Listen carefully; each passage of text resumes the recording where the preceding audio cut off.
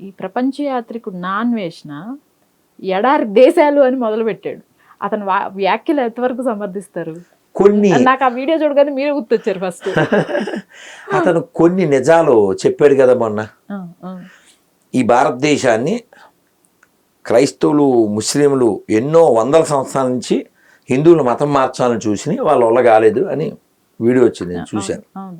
కొన్ని వ్యాఖ్యలు సబబుగా చేశాడు.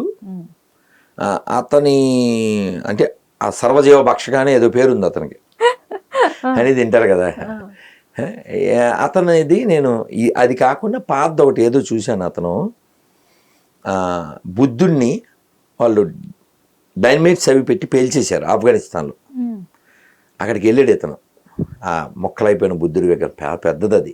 అప్పుడు భారతదేశ ప్రభుత్వం అడిగింది, మేము దాన్ని తెచ్చుకుంటాం, మీరు దాన్ని పేల్చకండి అని.